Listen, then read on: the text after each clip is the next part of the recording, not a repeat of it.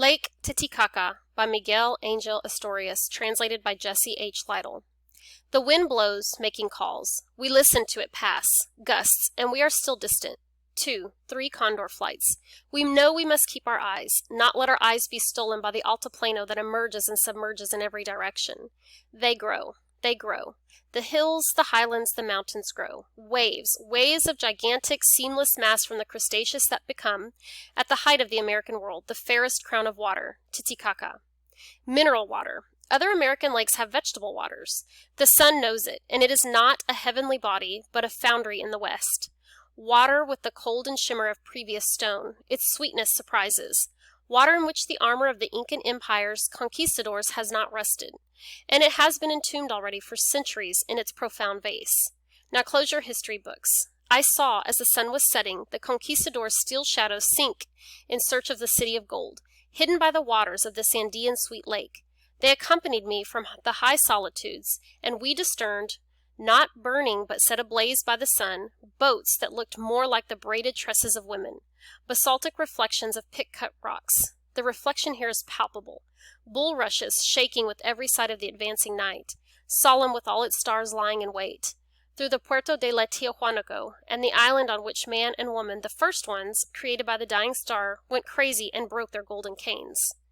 "You're not going to cut my hand off?"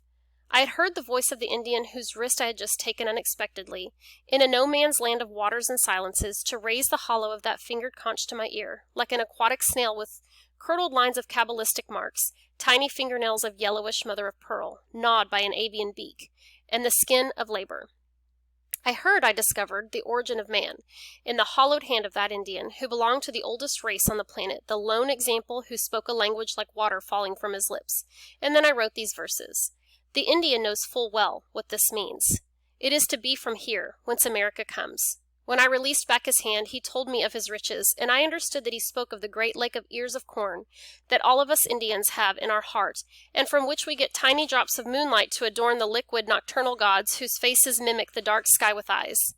Other tributaries of the great lake join us as we walk. They travel with their llamas. They see me, knitting their cheeks to contemplate me with their tiny eyes. Do I not deserve to be seen by their big eyes? They play with bulrush roots with their magnificent teeth. The path narrows, weaves through the hills. It will elude us if we do not follow it closely.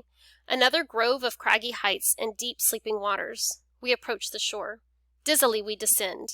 The wind, the waves unfolding upon the sand. Someone. The stranger's feet are not dragging, but they seem to drag. The blistered skirt is so low.